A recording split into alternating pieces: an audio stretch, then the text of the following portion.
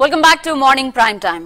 ఒక్క మరణం కొన్ని కుటుంబాలకు తీరని విషాదాన్ని మిగిల్చింది. కానీ అదే మరణం మరో 7గురికి ప్రాణం పోసింది. కబడ్డీ ఆడుతూ ప్రమాదానికి గురై బ్రెయిన్ డెడ్ అయిన కన్నబిడ్డ అవయవాల్ని దానం చేసి 7 కుటుంబాల్లో వెలుగులు ప్రసాదించారు సంతోష్ తల్లిదండ్రులు.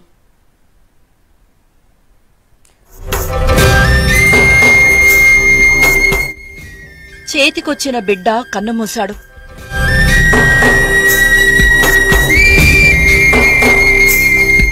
కానరాని లోకాలకు వెళ్లి కడుపుకోత మిగిల్చాడు.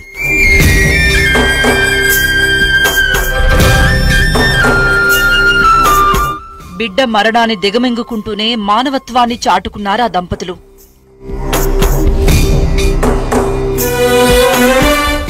బిడ్డ అవయవాల్ని దానం చేసి తల్లిదండ్రులుగా తమ ఔన్నత్యాన్ని చాటుకున్నారు.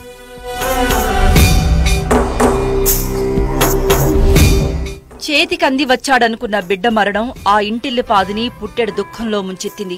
తల్లిదండ్రుల ఎదుటే కన్నకొడుకు మరణిస్తే ఆ కడుపుకోత బాధ ఏ అక్షరాలకి అందదు. బతికున్నంతకాలం తల్లిదండ్రుల్ని ఆ మరణ వేదన వీడదు.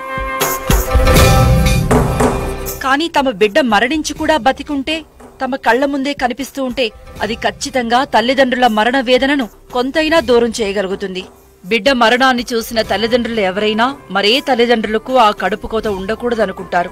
తమ బిడ్డను కోల్పోయినా అతడి శరీరావయవాలు మరెందరికో బతుకునిచ్చాయంటే అది ఎవ్వరికైనా ఆత్మశాంతినిస్తుంది. అందుకే తమ బిడ్డ 10 మందిలో బతుకుంటే చాలనుకుంటారు సంతోష్ తల్లిదండ్రుల వంటి కొందరు. ఎందరో తల్లిదండ్రుల కన్నీళ్లు తుడిచిన తృప్తి వారికి మనశ్శాంతినిస్తుంది. తమ బిడ్డ మరెందరికో బతుకునిచ్చాడన్న సంతృప్తి వారికి ఓదార్పునిస్తుంది.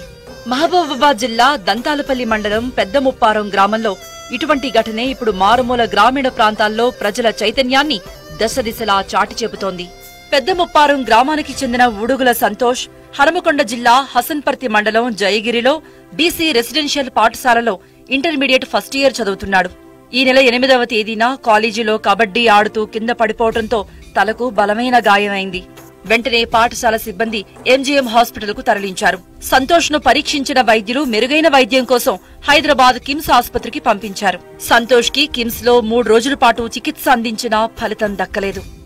డాక్టర్లు బ్రెయిన్ డెడ్ అయినట్టుగా నిర్ధారించడంతో ఆ కుటుంబం పుట్టెడు దుఃఖంలో మునిగిపోయింది.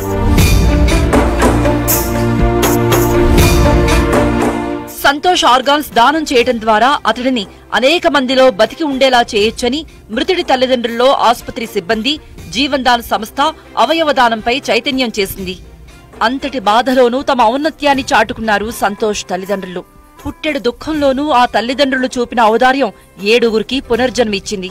కన్నబిడ్డ దూరమైన పుట్టెడు దుఃఖంలోనూ తమ బిడ్డ అవయవదానానికి సంసిద్ధమైన సంతోష్ తల్లిదండ్రుల్లో ఔన్నత్యం వెలకట్టలేనిది అంటున్నారు బంధుమిత్రులు, గ్రామస్తులు. ఈ ఆర్గాన్స్ అన్ని డొనేట్ చేయడం వల్ల మీ బాబు ఇంకొక 7గురికి ప్రాణం పోసినట్టు అవుతుందని చెప్పేసి మాకు కూడా ఇంతకుముందు కూడా కొంచెం అవేర్నెస్ ఉండే. మాకు దాంతోపాటు జీవన్ధార వాళ్ళు కూడా కొంచెం దాన్ని కలిగించడం జరిగింది. దాంతో మేము ఆ దుఃఖంలో ఉండి కూడా సరే మా బాబు భౌతికంగా లేకున్నా ఎక్కడో అక్కడ ఉంటాడు కదా అన్న ఉద్దేశంతో మేము ఆర్గాన్ డొనేట్ చేయడం జరిగింది. ఇది గ్రామంలోనే కాదు, పరిసర ప్రాంతాల్లో సైతం ఎంతో చైతన్యాన్ని నింపుతోంది. సంతోష్ తల్లిదండ్రుల్లో చైతన్యానికి సలాం అంటోంది యావత్ సమాజం. గ్రామస్తులు ప్రశంసల వర్షం కురిపిస్తున్నారు. బ్రెయిన్ డెత్ అయితే అవయవాలు ఇస్తే 4గురికి ఉపయోగపడతాయని చెప్పి వారికి వాళ్ళ కొడుకు అవయవాలు ఇచ్చినందుకు పెద్దముప్పారం గ్రామం తరఫున, పెద్దల తరఫున, అందరి తరఫున కూడా వారికి ఆ కుటుంబ సభ్యులకు అందరికి కూడా ఆ లోటు తీర్పలేకున్నా వారు ఇచ్చే 7గురు ప్రాణాలను కాపాడినందుకు ప్రత్యేకంగా ధన్యవాదాలు చెప్తున్నాను. వారి కొడుకులు లేకున్నా కూడా అనేక మంది విద్యార్థుల్లో, అనేక మంది వ్యక్తుల్లో వారి కొడుకు యొక్క ప్రభుత్వ రూపాన్ని చూసుకునే అవకాశం ఆ కుటుంబ సభ్యులకు దక్కింది. ఈ ఉన్న పరిస్థితులలో ప్రమాదాల్లో అనేక మంది అనేక రూపాల్లో అనేక అవయవాల కొరకు ఎదురుస్తున్న సందర్భంలో ఈ విధంగా భవిష్యత్తులో కూడా మనం కోరుకోవద్దు. కానీ అనుకోని సందర్భాల్లో జరిగినప్పుడు అందరం కూడా తప్పనిసరిగా ఈ యొక్క అవయవదానానికి ఇటు ఆ కుటుంబ సభ్యులకు ఇచ్చినట్టుగానే ప్రోత్సాహం ఇచ్చి పట్టణ ప్రాంతాల్లోనే కాదు, అవయవదాన చైతన్యం మారుమూల పల్లెల్లోనూ ప్రతిధ్వనిస్తోంది అనటానికి సంతోష్ ఘటనే ఉదాహరణ. సంతోష్ లంగ్స్ తో డాక్టర్లు దేశంలోనే తొలిసారిగా బ్రీతింగ్ లంగ్ ట్రాన్స్ప్లాంటేషన్ ఆపరేషన్ నిర్వహించారు. పెద్దముప్పారం గ్రామానికి చెందిన ఒక అబ్బాయి సంతోష్ అనే అబ్బాయి కబడ్డీ ఆడుతూ మరణించడం జరిగింది. దురదృష్టవశాత్తు ప్రమాదంగా. అతనికి వాళ్ళ తల్లిదండ్రులను కౌన్సిలింగ్ చేసి జీవధార ఆర్గనైజేషన్ వాళ్ళు అతని అవయవాల్ని 7గురికి అవయవ మార్పిడి చేయడం వల్ల 7గురు ప్రాణాలు దక్కాయి. ఈ హఠాన్ మరణాలు కుటుంబాల్లో అంతులేని విషాదాన్ని నింపుతున్నాయి. అయితే అంతటి దుఃఖంలోనూ పలువురికి సహాయపడాలన్న సంకల్పం ఉంటే ఎందరికో మేలు జరుగుతుంది అనేది సత్యం.